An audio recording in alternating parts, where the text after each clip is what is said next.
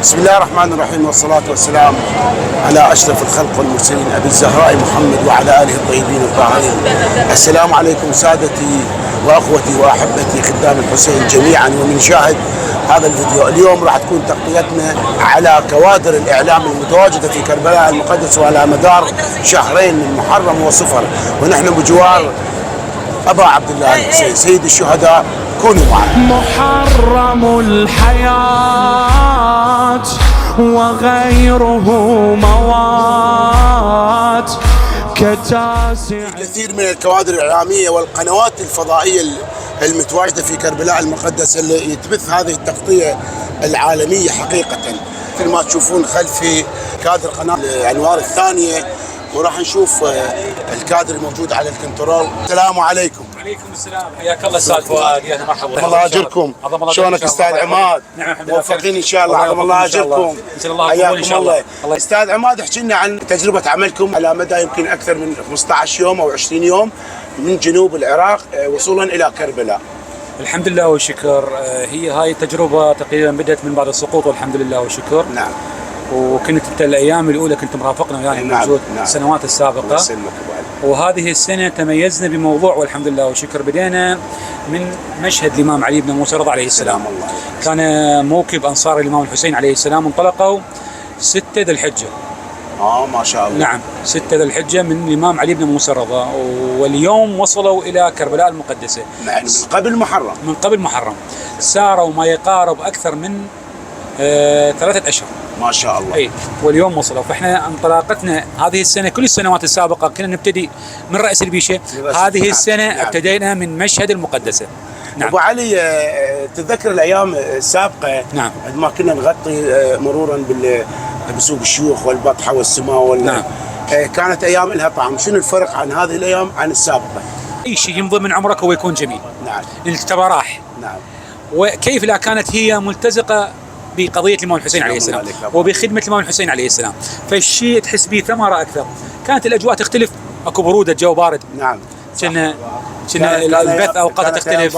ايام بارده. نعم. الاجواء البارده الزاير اكثر عنده عطاء ويمشي اكثر. صح. هسه ربما اختلفت وتحس بالمسير قليل، ولكن هو لا، مو قليل، لان اكو ناس تمشي الفجر، اكو ناس تمشي بالليل، اكو ناس تمشي العصر.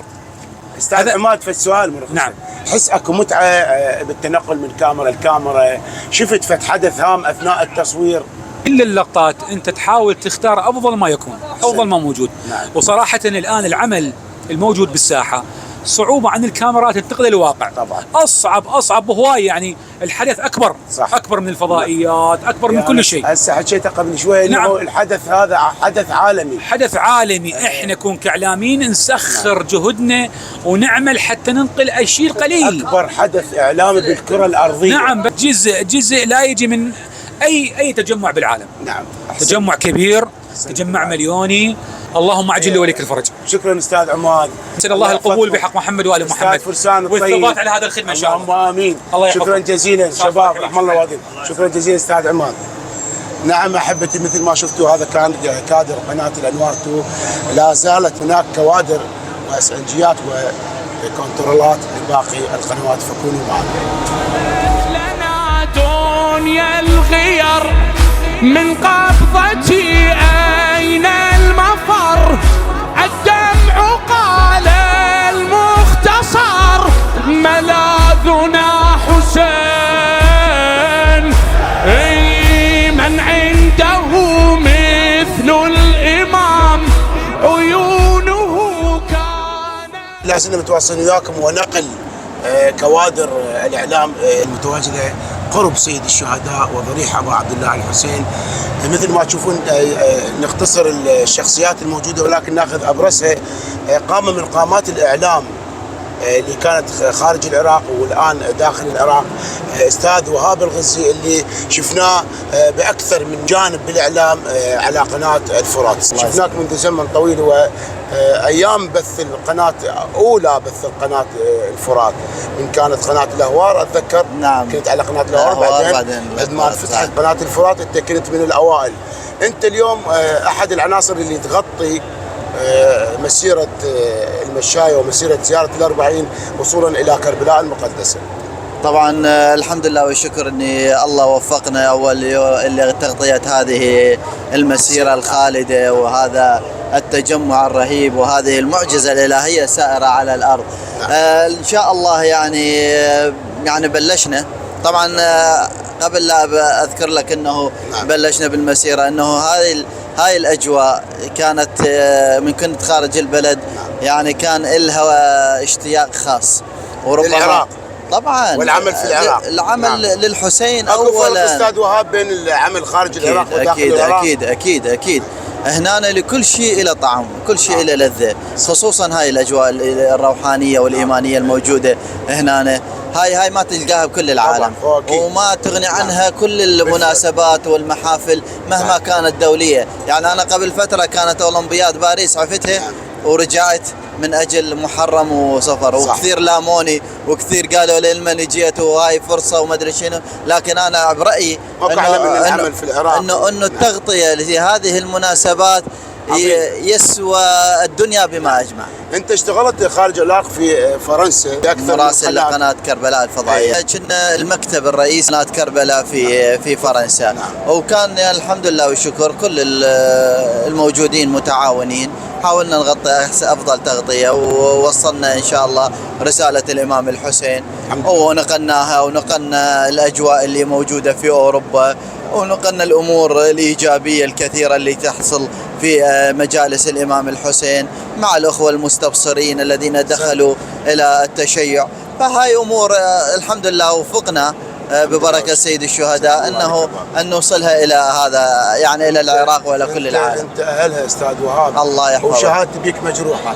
انا جاي اشوف الاخوه كنترول جاي يجهزون للبث على بكره ان شاء الله. ان شاء الله اليوم عندنا تسجيل، يعني ان شاء الله اليوم عندنا بث مباشر. نعم. وغدا ان شاء الله عندنا بث مباشر، وبعد غدا ان شاء الله نختم زياره الأربعين. ان شاء الله نشوفك ان شاء الله نسمع قصائد جديده من عندك. الله يحفظك. انا اليوم حقيقه سعيد بوجود استاذ وهاب، لان اخي يعني شهادتي به مجروحه. الله يحفظك، الله يحفظك، الله يحفظك، شكرا جزيلا. لا زلنا متواصلين وياكم وتغطيه الكوادر الاعلاميه بجوار سيد الشهداء. ابو ويانا كانت خيام ضم اليتامى في سلام، والرأس في الردين،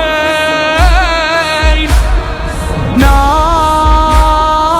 الهب وابقى انحب وابحر بجروح. لا زلنا متواصلين وياكم ونقل كوادر الاعلام بجوار سيد الشهداء عليه السلام. مثل ما تشوفون ناخذ قدر الامكان الشخصيات البارزه والمهمه عند الاس ان جيات وعند البث المباشر وفي الكنترول. اخذنا من قناه الفرات كان استاذ وهاب الغزي معنا اليوم ويانا، وحاليا معنا الاستاذ معتز الحبيب. السلام عليكم استاذ. والسلام استاذ فؤاد المبدع الحسيني الاصيل. الله يعزك يا طيب. الله يسلمكم. الله يجزاك استاذ معتز، واجركم وعلى الله مقامكم ودرجاتكم، وثبتنا الله واياكم على خدمه سيدي ومولاي الامام الحسين. خدمه حلوه استاذ معتز. احنا الثمار اللي نقطفها خلال 365 يوم هي هاي الايام فقط. هاي 10 ايام يعني هي ثاني. هذا محصول السنه. نعم. احنا اليوم نزور ونختم ونغطي ونبث، ومرات موكب تخدم به، مرات تحصل لك خطوه تمشي بيها. نعم. هو هذا كل طمع مثلبه. احسنت. كل طمع مثلبه، أحسنت. لكن الطمع بخدمه الامام الحسين هو كمال بحد ذاته. احسنت. انا جالسين جلسه اعلاميين زملاء. نعم. قلت لهم خلينا نحسب المواكب الحسينيه على سبيل المثال. لا ما تعد. خلينا نعطي رقم. ما تعد. زين، وخلينا نقول مثل هذا الرقم، خلينا نقول 20,000 موكب. نعم. على كل موكب 5 ملايين يصرف، وانا متاكد نعم. اكو مواكب تصرف اكثر من 100 مليون. طبعا اكثر. على 5 ملايين، شوف الناتج قد راح يطلع عندك. طبعا ميزانيه بلد، ميزانيه اضافه الى زين. ما أدري. هذا من اللي يقدمه؟ نعم. الانسان البسيط. الانسان البسيط. نعم. على مدار السنه يلمه. اذا تسخير اله لو ما تسخير اله. نعم. تسخير اله. هذا المنطق، هذا المنطق والعقل نتحدث به. لا والله مع الحسين لا ضوابط ولا قواعد ولا اسس. هنا القاعده وهنا الضوابط وهنا الاساس. نعم. احنا اليوم ناس عقائديين. ناس عقائديين، ما عندنا شيء غير الحسين نخدمه حتى بايامنا العاديه. رسالتنا للحسين. احسنت استاذ معتز. ان تنصروا الله ينصركم ويثبت اقدامكم. نسال الله الثبات على هذا الطريق. امين. استاذ معتز، عملك من باكر يمكن يوم من اليوم. من اليوم بس ان شاء الله. شوف احنا اليوم كل القنوات ما ننجمع. نعم احنا اخوه طبعا. ما ننجمع بغير مناسبه الا الامام الحسين عليه السلام. وجهه واحد ان شاء الله. والكل يعمل لهدف واحد. نعم. احنا اليوم نقدم هذه الخدمه لسيدي ومولاي سيد الشهداء. ونسال الله القبول. اللهم امين. الفرات اعتادت ان تكون هي دائما مع زياره الامام الحسين عليه السلام. ننطلق من راس البيشه وصولا الى كربلاء. كل النوافذ كل المناطق نحاول ان نغطيها بقدر الامكان. انا مسؤول التغطيه في مناطق الجنوب وزملائي في بغداد زملائي في الفرات الاوسط كلنا خلينا كل الكوادر تنجمع ايام الاربعينيه هنا وتغطي تغطيه كامله في بغداد. انا اتحدث معك ولدينا كوادر في بغداد لا زالت مستمره. نعم. كوادر في طويريج مستمره في النجف كذلك مستمره. فالامام الحسين يسهل هذا الطريق. الله عليك. الحمد لله والشكر. احسنت استاذ محتز الحبيب احد كوادر واحد رموز قناه الفرات. شكرا جزيلا. الله يسلمك استاذ فؤاد. نعم احبتي واثنات اجواننا للتغطيه الخاصه بكوادر الاعلام والكوادر الإعلامية والفضائيات اللي متواجدة في كربلاء المقدسة. شاهدنا بالصدفة الأستاذ الكبير أبو عراق الإنسان المخلص الطيب خادم أهل البيت. السلام عليكم أبو عراق. عليكم السلام ورحمة الله وبركاته أستاذ فؤاد الموالي الطيب العزيز. شكرا على هذا اللقاء وشكرا على هاي الصدفة اللي جمعتني بخادم الحسين المخلص. أنت أستاذنا. الله يعزك من طيبكم هذا والله. الظاهر عندك لقاءات مع الفضائيات. اي والله الحمد لله. الله يحفظك بحق الحسين. شكرا. احنا شو نريد؟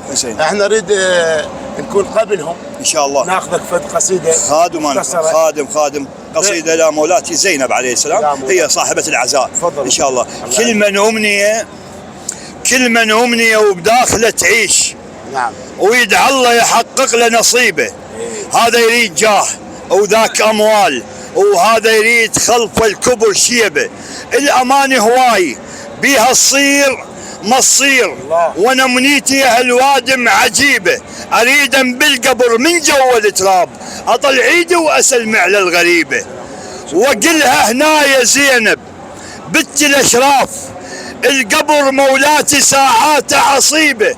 ما كلفك واجيبك دربك بعيد طلب ضل عندي يمك يا الحبيبه.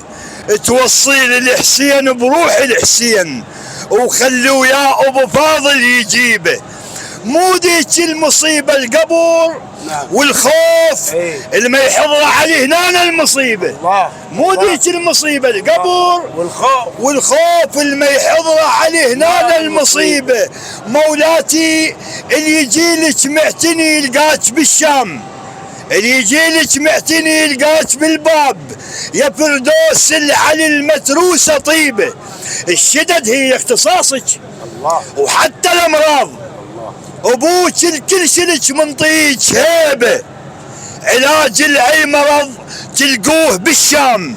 المستشفى علي وانت الطبيبه. المستشفى علي وانت الطبيبه. عظم الله اجوركم. الله يحفظك يا استاذ فؤاد الطيب. شكرا لك وشكرا الى هذا اللقاء العزيز. انا استاذي انت طبعا شهادتي بيك مجروحه فدوى روح. اتشرف بيك انت الخادم المخلص. انا قايلها وراك يعني حقيقه مو قدامك. انا قايلها وراك. الشاعر الحسيني المخلص الانسان قبل لا يكون شاعر. فؤاد الموالي من الاسماء الحسينيه المخلصه الذي ثبتوا في القدمة الحسينية وثبتوا بالقصيدة الحسينية. الله يوفقك إن شاء الله. شكرا لك أستاذ فؤاد حبيبي الغالي. 100 الله يعزك. شكرا للأستاذ الكبير أبو عراق اللي طبعا شرفنا في هذا اللقاء واحنا نتجول في كوادر الإعلام المتواجدة قرب سيد الشهداء. لازلنا متواصلين وياكم ابقوا هاجر وقعت ما بين المناحر مجنون وكل عمري عاشر وبروح ايتام ملجوم وشوقي وغرامي ما انطي بس الامامي واشطب على كل الاسامي وامحي الاوهام وامحي يلا فروا الى الحسين فروا الى الحسين فروا الى الحسين. احكي احبتي لازلنا متواصلين وياكم ونقل الحدث العالمي الهام ألا وهو الإعلام الحسيني، الإعلام الشيعي الذي يتواجد بكل كوادره بجوار سيد الشهداء عليه السلام.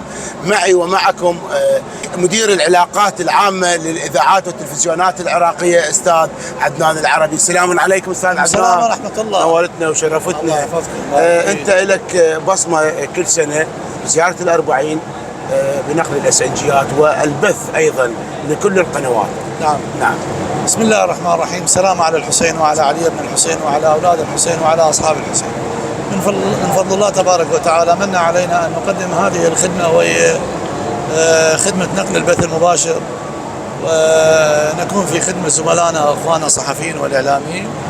والحمد لله يعني لا يخفى عليكم وأنتم مساهمون معنا في هذه التغطية كل سنة وكل عام. مد الله في أعماركم ووفقكم لكل ما فيه خير من تقديم خدمة بركة جهودك أستاذ عدنان، خدمة زوار الإمام الحسين وتواجدكم لإحياء هذه الشعيرة المليونية التي هي ليس لها مثيل في الكرة الأرضية فقط في العراق. وبالتأكيد هنالك مسؤولية كبيرة تقع على الإعلاميين والصحفيين، على اعتبار المسؤولية كيف تنقل للإمام الحسين. والإمام الحسين عنوان كبير جدا، وماذا تنقل ومتى تبدأ تنقل ولمن تنقل ومن المستهدف وما الغاية. وبالتالي هذه التساؤلات كلها يجيب عليها الصحفي، المراسل، المصور، الكاتب، المعد، المقدم، من خلال الكاميرات المحمولة، من خلال عجلات البث، من خلال شاشات التلفاز، ومن خلال منصات التواصل الاجتماعي. وأنا أعتقد هذه مسؤولية كبيرة. اليوم نحن كاتحاد بالتعاون مع هيئة الإعلام والاتصالات الحمد لله استطعنا توفير السكن، واستطعنا توفير الطعام، واستطعنا بالتعاون مع العتبة الحسينية والعباسية توفير هذه المكانات. جهود مباركة يعني حقيقة يعني الإعلاميين والصحفيين والقنوات، وكذلك توفير الترددات التي من شأنها تساهم في إيصال الصورة إلى كل بقاع المعمورة. احنا الآن على مدار شهرين أستاذ عدنان، وعلى مدار 24 ساعة من بداية محرم ولنهاية صفر، حدث عالمي، أنا أقول يعني الحدث العالمي الأكبر على الكرة الأرضية بالتأكيد بدون منافس. نعم. حقيقة اليوم موجود من خصوصية في زيارة الإمام الحسين عليه السلام، سواء كان في محرم الحرام أو في صفر أو حتى في الشعبانية أو في شهر رمضان، حقيقة فاق التخيلات، ويعني تغنى بها الشعراء والرواديد، وأعطوا رسالة واضحة حقيقة للعالم أجمع على أهمية هذه الزيارة. حقيقة اليوم ما وصل العالم لم يصل من خلال لا شيء، وصل من خلال وجود رجال وشباب أبطال قادرين على نقل صورة حقيقية وإيصالها للعالم. كان هنالك مؤتمر للإعلاميين العراقيين والعرب والأجانب التي أقامته هيئة الإعلام والاتصالات. حقيقة الرسالة ووصلت ما دعت العالم اليوم يتحدث بكرم العراقيين، ومن كرم العراقيين لم يتوقف على الطعام والشراب والسكن والنقل وما شابه ذلك، بل ذهب حتى إلى الإعلاميين. اليوم بدأ الإعلاميين يعني يكرمون ضيوفهم الإعلاميين الآخرين والصحفيين. الإعلام الخادم كأي خادم موجود، ويوفر الكاميرا، ويوفر التردد، ويوفر عجلة الSNG للإعلامي فرحة بعمله، الإعلامي الذي هو قادم من خارج العراق ويقدم هذه الخدمة. أستاذ عدنان، أكيد تلاقي صعوبات بالنسبة للتصاريح من قبل القنوات الفضائية والإذاعات، إن كان الإعلام المقري، المسموع، المرئي، تصاريح كثيرة، وهناك جهد عليكم. يعني حقيقة الأخوة كلهم دون استثناء، نبينها الناس تعرفها، يعني دون استثناء كل الأخوة العاملين في الفضائيات أو الإذاعات أو الوكالات وحتى الإعلام الرقمي اليوم مشكورين، ونحن نعمل بخدمتهم ونوفر كل ما نستطيع توفيره في تسهيل عمل الإعلامي. اليوم الإعلامي ماذا يريد؟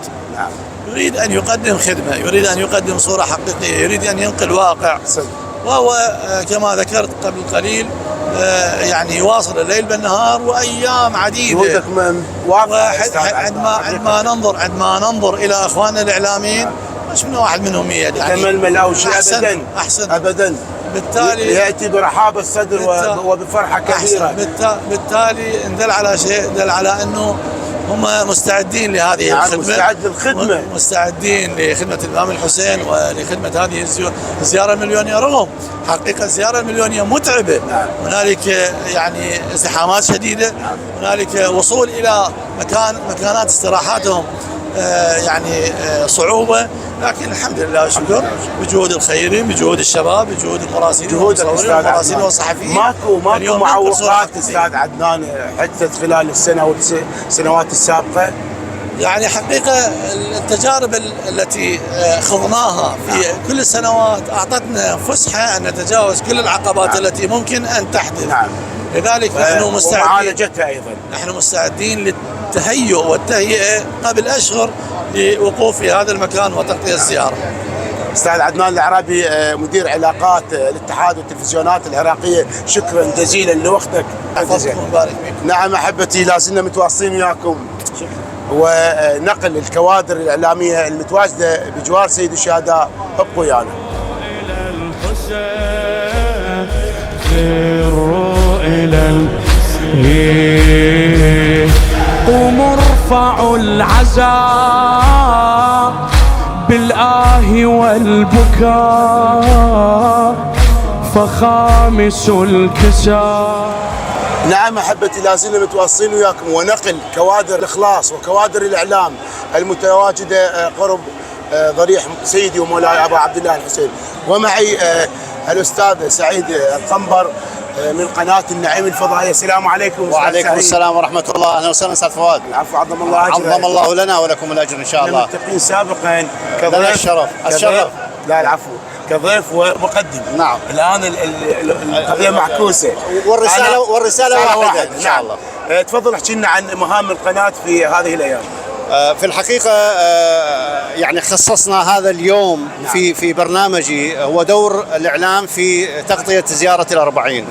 نظرا لما نجده من دور مهم وفاعل، دور الإعلام في إيصال رسالة الإمام الحسين ورسالة عاشوراء وزيارة الأربعين، لأنه حقيقة الآن حوربنا بالإعلام، آن لنا أن نكون نحن الفعل وليس رد الفعل.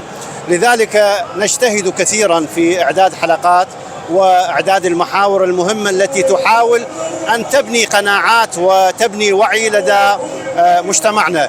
لأنه مع كبار الخدمة ضيوف كانوا يمك من خطباء ومسؤولين إعلام ومسؤولين ومشايخ ورجال دين وباحثين وأكاديميين. أستاذ فؤاد، اليوم الهجمة هجمة إعلامية. إذا بقينا في حالة أشبه بحارس المرمى الذي فقط يصد الكرات سنؤخذ بغفلة. أي محور ممكن ينفعنا في تقديم نهضة عاشوراء إلى العالم، والحمد لله بفضل جهودكم وفضل جهود المخلصين.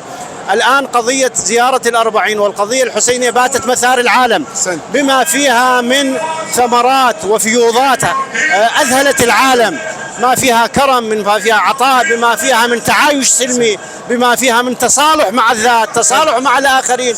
كل هذه الرسائل لها دور كبير في إيصال رسالة قضية الحسين. أنت كنت موجود في التغطية الإعلامية في أيام محرم. نعم، 10 الأولى من محرم. 10 أيام محرم، وهذه 10 في الزيارة إن شاء الله. تتذكر أجمع بركات وأجر وثواب إن شاء الله. تتذكر من قلت لك أستاذ سعيد، السنة مغاير لباقي السنوات، السنة بدأ محرم عندنا مسبق. نعم. بالكثافة العددية للزائرين، وكذلك السنة أيضا بدأ مسبق لزيارة الأربعين. احنا نعلم أنه زيارة الأربعين تبدأ يوم 17 ككثافة سكانية وزائرين. من قبل يوم 10 كان هناك من يوم 8 أنا كنت في طريق الزائرين. أي نعم. قدمت 5 ليالي قرب مدينة الزائرين في طريق بين النجف وكربلاء، وحقيقة الأعداد سيول بشرية زاحفة ليلا ونهارا حتى ساعات الظهيرة. ذلك الحر لم يمنع الزائرين من السير. الشيء المهم أستاذ فؤاد، العفو أستاذ سعيد، أستاذ فؤاد، ما يفرق هذه الزيارة هذا الموسم عن الزيارات الأخرى، أشعر هكذا بمجساتي الإعلامية. بدأت تنتقل زيارة الأربعين من بعدها الديني الطقوسي إلى بعدها الفكر السياسي. هذه نقطة مهمة. بدأ يستشعر أتباع مذهب البيت أنهم مستهدفون بعقيدتهم من خلال إدخال ثقافات دخيلة. لذلك ليس هناك أجمل وأقوى وأمنع من حسن الإمام الحسين وأهل البيت سلام الله عليه. لذلك كل زائر في كل خطوة هو يرد ردا بليغا على كل من يحاول أن انحراف هذا المجتمع الحسيني الأصيل. تارة نرى الرد بالقلم، وتارة نرى الرد بالكلمة، وتارة نرى الرد بالتصرف. نعم. الآن بدأ الرد بالتصرف لكل شيعي وموالي. كل خطوة هي رسالة، هي سهم يصد على معسكر الإمام وهي الحسين. سهم في قلب من لأنه أستاذ فؤاد يكون في معلومك، رغم أنه خيام الحسين حرقت لكن السهام ما زالت مستمرة، وإن شاء الله نقف درعا بالكلمة الواعية ضد خيامات الحسين. شكرا جزيلا ممنونين أستاذ فؤاد، موفقين إن شاء الله. أنا سعيد بالتحاور معك حقيقة. لي الشرف، لي الشرف. إنسان ذو لباقة وذو كاريزما إعلامية وحسينية. الله يحفظك. وإنسان مخلص ومجد في عمله. فقط ادعوا لي صاحب المناسبة. ممنونين منك. ممنونين شكرا جزيلا أستاذ سعيد.